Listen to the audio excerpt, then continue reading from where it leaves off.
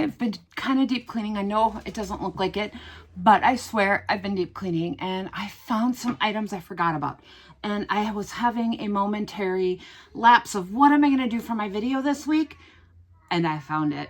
And wait until you see the final results. Oh, I can't wait to hear your opinions. Let's just get to it.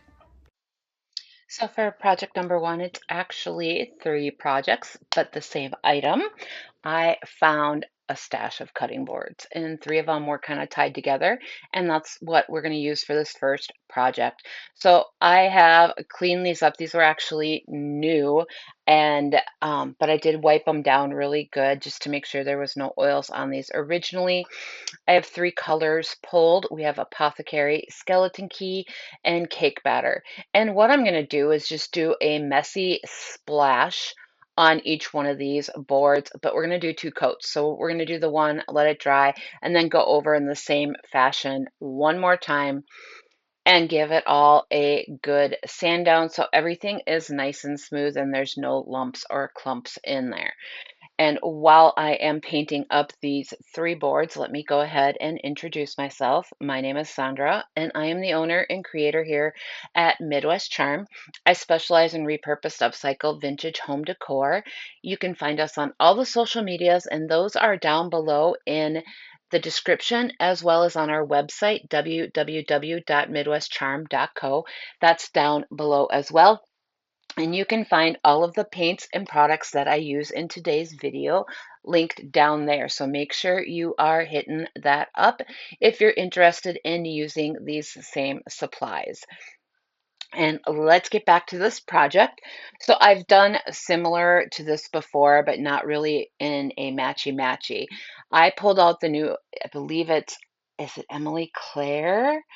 It's linked below, but it's one of the new IOD ones, and I literally pulled it out because of the kitties. And I am going to pick out three transfers and transfer each one of these onto the boards. I did two of them with kitties, and then the one here that I'm doing right now has the three butterflies on it. And I kind of tried to coordinate the colors just a little bit, not too much, but just enough that they would really pop off of these pieces. So if you haven't used an IOD transfer before, they're super easy. You're going to peel off the back and then place this down where you want it. Once it's down, it's down. Don't try to peel it back up. You will lose little bits and pieces, most likely. So we are going to take the little tool that comes with all of the Iron Orchid Designs transfers, and we're going to rub over the transfer itself and lift up the carrier sheet. And if a piece happens to come up that should be placed down, I just lay that top layer down and rub a little bit more until it comes up.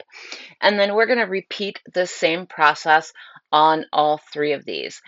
Transfers do need to be sealed, so they will need to have some sort of a top coat on it, but the paint I'm using, the DIY clay-based paint, also needs to be sealed as well.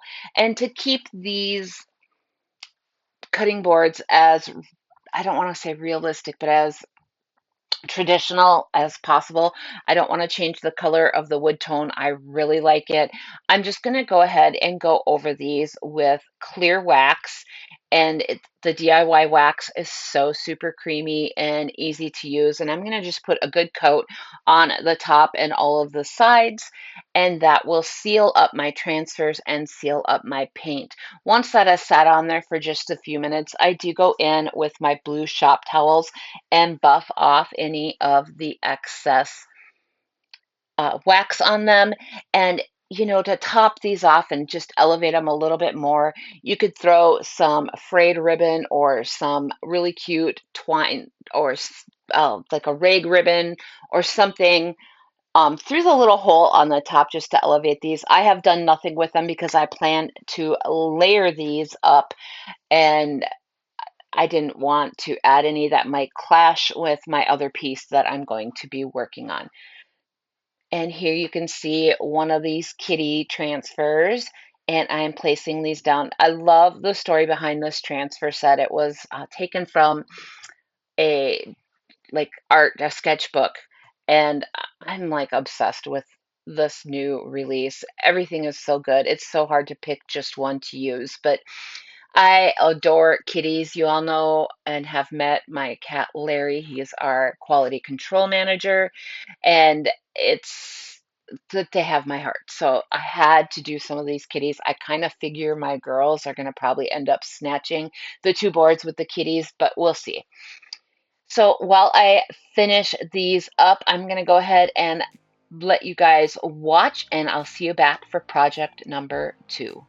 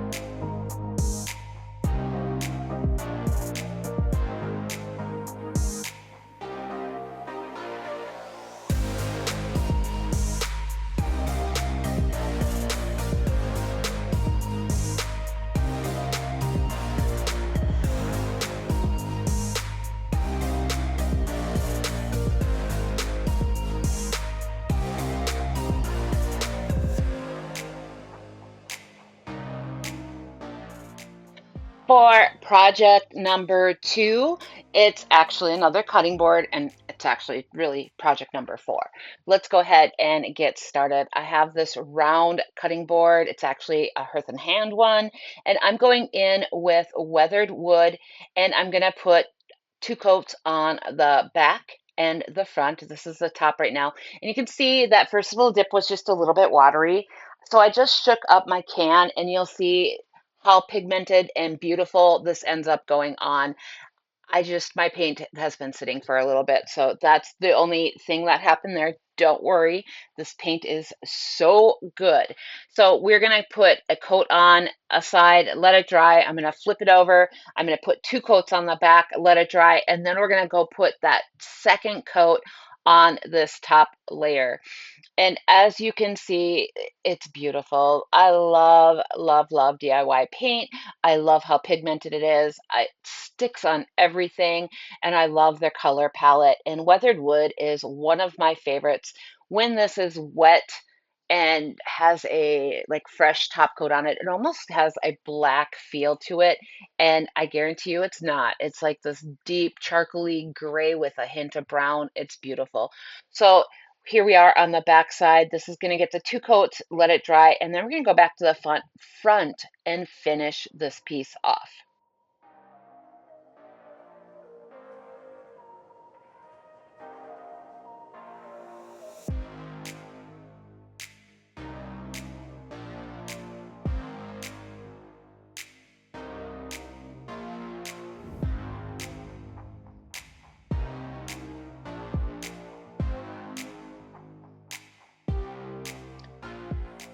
So while this is drying and I'm finishing this up, let me explain what we are going to be doing. I am taking a paint inlay, and this happens to be the Chintz Rose inlay, which is no longer produced, but I did link two down below that are very, very similar. So I encourage you to take a look at those.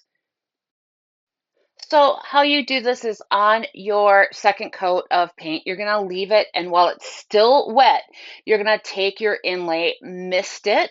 I mist the paint side, and then you're going to lay it down into your paint and smooth it out. You can spray on, or I do spray on, a light coat of water over the top of it and then smooth it out with my fingers to make sure that all that paint gets embedded in there. If you follow the directions on the back of the paint inlay, you will be fine. I promise you, they sound complicated. They're really not, and they are so worth the look. As you can see, when it dries, it turns opaque, and we're going to get this misted so we can peel this off. And let me tell you, there is nothing better than a paint inlay reveal. Are you ready? Y'all look at how stunningly beautiful this is.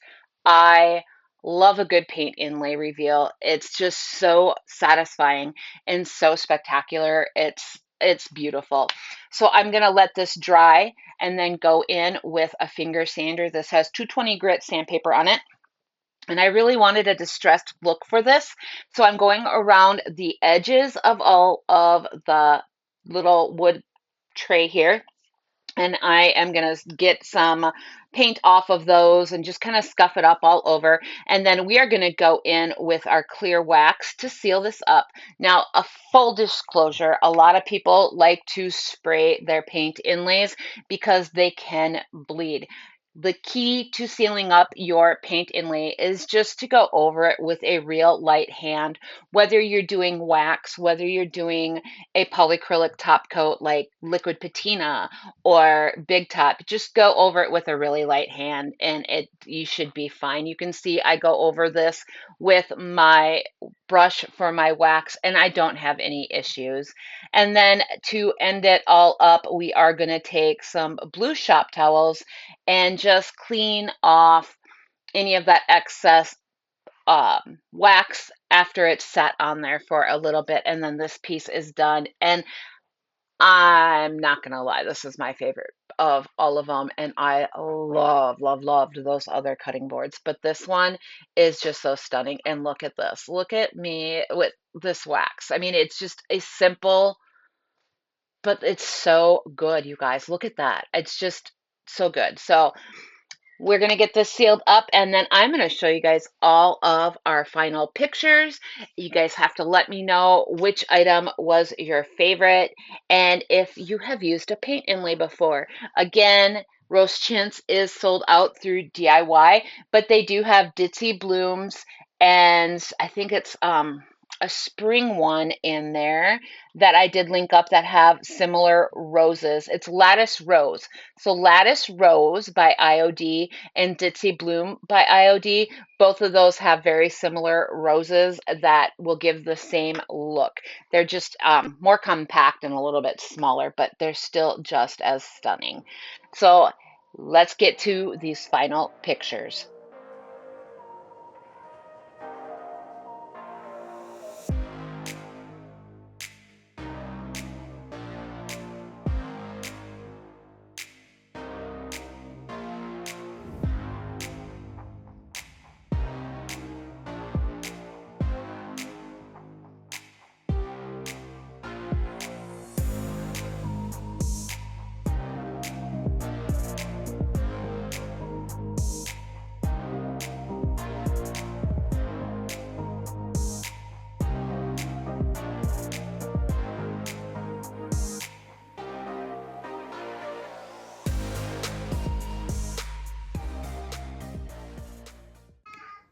What did you think? Which item was your favorite, y'all? I'm not gonna lie. It's just so good. It's just so good. This is weathered wood. I think I've probably said that already. And I think these two look spectacular layered together. It's probably my favorite combo. This was such a fun video to do. I really love doing the little cutting boards like this. They're just so stinking cute and they give it such good character. I am really loving them, and that round one is my favorite. So let me know below which one was your favorite. And as always, thank you for watching. I truly appreciate it, and we will see you all next time. Bye.